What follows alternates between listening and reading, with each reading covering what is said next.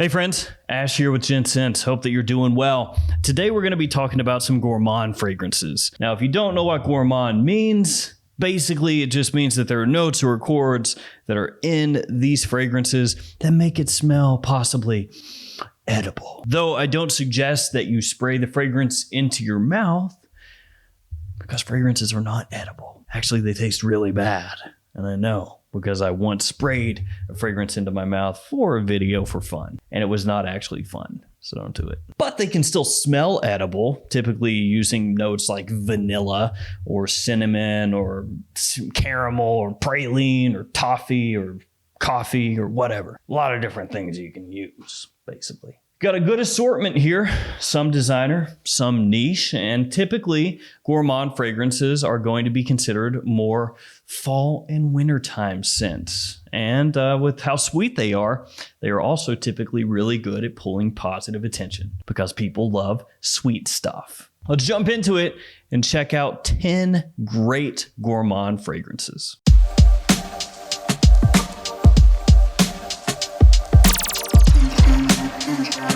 I'm going to kick things off with the fragrance that should be no stranger to you if you've been around this channel for a minute or two. It's from Ferragamo. It is Uomo Tiramisu, along with the helping of Tonka, going to be the main Gourmand draw here, giving you a sweet coffee kind of feel. There's also cardamom, so additional warm spice, and ambroxan as well. It's got a really good performance, and it's a great kind of under the radar mass appeal fragrance. Under the radar, at least as far as the public at large goes, not for people who watch my channel, because obviously if you do, like I said, you've heard about it. One of the biggest draws about Ferragamo Uomo has been the price. It's cheap. Well, was cheap. It's not as cheap anymore at discounters, though on occasion you can still find it for a pretty good price. Ferragamo Uomo, great fragrance. Kind of a bummer that the Uomo line has taken a backseat. Ferragamo doesn't seem to care about it as much anymore, but that one still rocks. Before we go any further, quick shout out to the Beast Mode gents, these dudes right here. Thank you so much, guys, for supporting me. Number one, you. These guys are the tops of the tops as far as the supporters of the channel. If you want to join my membership program, click the join button below or check out the link in the description. Be a Beast Mode Gen. Thanks, guys. All right, let's talk about Black XS next from Paco Rabanne. Now, this one is sweet. So when you first spray it on, you know it's going to slap you around a little bit. That sweetness is going to punch you in the face a couple times, but it's okay. You'll be fine. This one's got praline, cinnamon, lemon, and a bit of tolu balsam in here as well. And this one, I've talked about it before, was a big club hit for approximately until 1 million came out. That's a great time frame. Yeah, 1 million. Paco Rabanne came out with this one. It was so, again, gourmandy and sweet and attention grabbing that people automatically were like, that's a club banger right there, my friend. And then 1 million came out and they said, look at that gold. I'm gonna buy that. I'm gonna wear it. And then Black XS was like, what about me? And everybody just kind of, put the hand on the face. No, Black, get out of here. But I still like it. I think it's a great Gourmand fragrance, though. Like I mentioned, when you first spray this on, it is sweet, like syrupy sweet. Some people might even say cough syrupy sweet. That praline wants you to know that it's there, but I think that it smells great, especially once it starts to mellow out a little bit. And added bonus, my wife likes it a lot, so cool. Next one is gonna be a little less ostentatious, a little less in your face, more warm, cozy, comforting, that kind of Gourmand scent. It is By the Fireplace from Maison Martin Margiela. Yeah. This one, probably the most well-known fragrance in the entire line. This one in Jazz Club, I'd say. This one has chestnut, vanilla, gaiac wood, and cashmere. Like I said, this is more of a cozy one, more of a warm one. Now with the name By the Fireplace, you might think it's gonna be really woody and smoky, but it's not. The gaiac wood is gonna give you a little bit of that smokiness, a little bit, but it's not something that's gonna come across like, a big plume of smoke just enveloping your house or your face or your clothes or whatever. Chestnut, along with that vanilla, It's going to be the main thing that you get. And I think that it smells very nice. It's great for an evening in or an evening out. It's a little bit classy, you could say, for a Gourmand scent.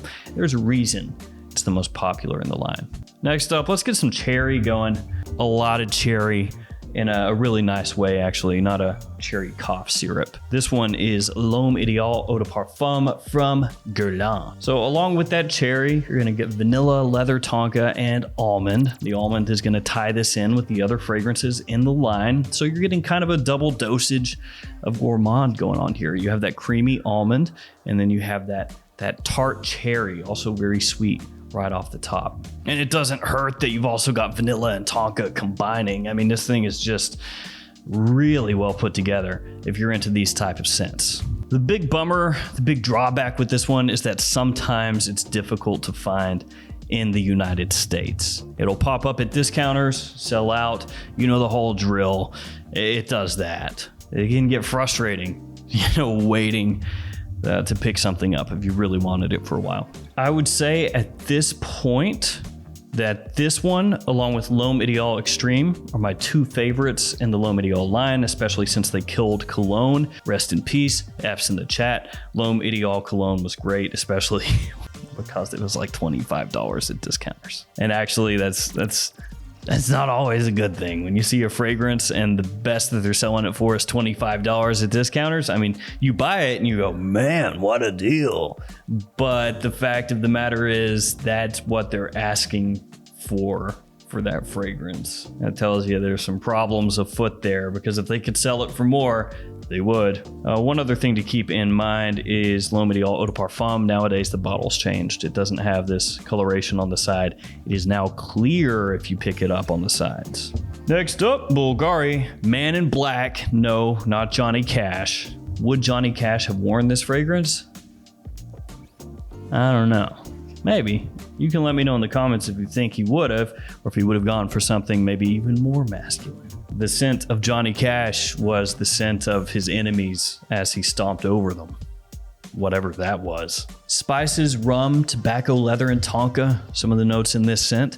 It's similar to Viktor and Rolf's Spice Bomb. Only this one is going to be a little bit more affordable, assuming you pick it up from discounters. The additional rum in here, though, does give it a little bit of an extra gourmandy boost, even though you could say that Spice Bomb is gourmandy in a way because of that overload of spice. Because, and this is just a pro tip, people eat spices. What? Gourmand spice, I don't know. So this one, a fantastic evening fragrance, very good performance, and that boozy, sweet kind of vibe it has mixing together with that overload of spices with tonka and leather underneath is fantastic. Great scent. Next up, gonna go with one of my favorites from Hugo Boss. It's in the scent line, and it's Private Accord. This one has a lot of gourmandy facets to it. You got cacao, so a chocolatey feel. You have vanilla, you have Meninka fruit, you have ginger, and you have coffee. So this one just ticks all the boxes. And this is the fragrance that for me took the scent line to the next level. The scent, the original one, kind of interesting with that Meninka fruit, but maybe not pulled off in the greatest of ways. And then Intense came out after that, and that was better. And then when Private Accord came out, I was like, okay, like I'm taking notice now. Any new The Scent fragrance that comes out, I'm gonna have to pick it up because of how much I like this one, which worked out pretty well with the Parfum edition and Absolute. And then Pure Accord came out, and yeah, we won't talk about that right now. So as I said, it's got that Meninka fruit. It's really interesting. You find that across the whole line. It gives you this kind of, I've said it a bunch of times, but this dusty, exotic sweetness that you don't really pick up in any other fragrance. It's very specific to this line. And then when you mix in the coffee, the chocolate, everything else in here, man, it just takes it to the next level. It is a killer fall and wintertime fragrance. Love the stuff. Let's work in a niche one in here now, finally. Let's go with Naxos from Zerzov. Oof.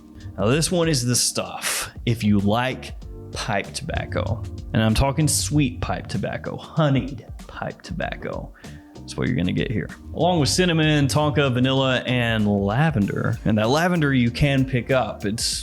Some people would say strange, and other people would say interesting, because it provides this contrast, this like fresh aromatic contrast to all this sweetness going on over here. So it's like honey, vanilla, cinnamon, tobacco leaf, and then lavender is like, hey, what's up? Can I play? And some people go, oh yeah, that's kind of cool. This nice contrast. It really helps open everything up. It makes the fragrance breathe and sing instead of having it just be, deep and heavy. And then other people say, hey, that smells stupid.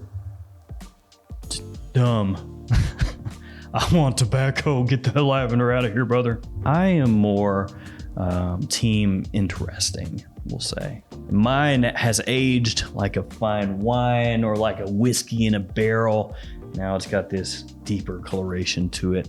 And I have the old school bottle style. And that one also, I would be remiss if I don't tell you, it has a similarity to Pure Havana from Mugler. Now, as always, it's not the exact same, blah, blah, blah. But if you smell them side by side, you'll be able to see what's up. And that one I will link at twistedlily.com below. If you shop at Twisted Lily, use the code GENTS10 and save yourself 10% off. Next up, Emporio Armani, Stronger With You, Intensely. What an intensely stupid name. That's just me being a player hater, gotta be honest. They could have called it Intense, but no. It's Stronger With You, Intensely. Which I suppose it's supposed to read like you put the intensely above that, so it would be like intensely stronger with you. Like I'm intensely stronger. Same with absolutely stronger with you. So maybe you need like a little comma in here. Yeah. Toffee, cinnamon, vanilla, and tonka. Some of the notes in this bad boy. Again, all four of those Gourmand in their own right.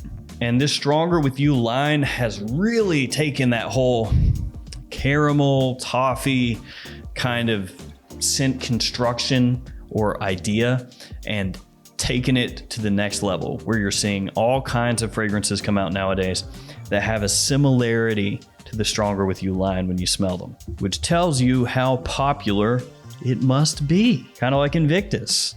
You can love Invictus or hate Invictus, but you can't deny the influence that it's had, and that's going on right now with the Stronger With You line. Now, performance here with this one, fantastic. It's going to last forever. People are going to be able to pick it up off of you easily. Big compliment puller, great evening fragrance. Stronger With You Intensely and Stronger With You Absolutely are going to be the best for fall and winter time if you're really trying to scratch that gourmand itch from that line. That was a word salad of a sentence. Next up, let's work in another niche here. Parfums de Marly, Wajan. Man, ooh, sometimes you forget like how pungent certain parts of a fragrance can be when you haven't smelled it in a while. That's going on with this fragrance. I sprayed it on a tester strip here. Ooh, yeah. Cinnamon, honey, tonka, vanilla, benzoin. This stuff bangs. Bunch of cinnamon here. Like a little bowl of honey, and you just dump cinnamon in there, and then you dump a little more, and then you get a fresh cinnamon stick, and you kind of grind that into the honey as well, and you just stir it up, and you give it a whiff, and you say, oh, that's good, but it needs vanilla. So then you get some vanilla extract, boop, boop, boop, squeeze that in there, mix it up. Yeah, kind of what you got going on here. And it smells great. Yeah, great performance as well. It's got a similarity to Ombre Narguilé from Hermes. So you could think of it to an extent as Parfums de Marly's ode to that fragrance. Like just a love song to the Hermes. It is a fragrance that does get maybe slightly overlooked nowadays compared to some of the newer Parfums de Marly releases, but it is still so solid and fantastic when it's cold outside. Great stuff. Now with this last one, I want to switch it up a little bit. Pretty much all of these have been fall and wintertime fragrances, like I alluded to at the beginning of the video, but there are still gourmand fragrances that you can rock in spring and summer, and some of them are really made for those seasons, and this is one of them. It's Chanel Allure Homme Edition Blanche. Lemon, bergamot, vanilla, and sandalwood, some of the notes in this scent. And this one gives you kind of a fresh lemon pie feeling or smell. Now, you will have some people that will say, hey, why would I want to smell like a lemon pie? I eat lemon pies. I want to smell like them. And that's actually something that you'll see with Gourmand fragrances all the time, or just fragrances in general. You'll have the guy who is extremely, I don't know if I want to call it analytical. That's probably not the word I'm looking for. But you'll have that one guy who will be like, I eat cinnamon. Why would I want to smell like it? So with this fragrance, you'll have some people that will say, yeah, it smells like lemon pie, but man, I eat the meringue. I don't want to smell like it too. And that's fair enough. I mean, if you smell the fragrance and it gives you the feeling that you slathered yourself with pie, man, maybe that wouldn't be the best. But for me, when I smell it, I'm just like, man, I smell delicious. In a good way, not in a I had an accident at my local deli or diner way. Now, as it dries down, get a little bit of sandalwood mixes together with that vanilla. Additional creaminess really is what you're gonna get here. And this is kind of one of those fragrance community darlings, we'll call it. And that's because for most guys out there, just your everyday guys, if they're buying an Allure Homme line fragrance, it's probably Allure Homme Sport. And this one is like a few rungs down that Allure Homme ladder, I feel like, for just your everyday guy. I do think, though, that this is a fantastic spring and summertime gourmandy fragrance. I think it sets you apart. It's going to have you smelling awesome. All right, guys, that's going to do it for me. Thanks for hanging out with me today. Thanks for all your support. Stay safe out there. I'll see you tomorrow with another fragrance video. See you guys later.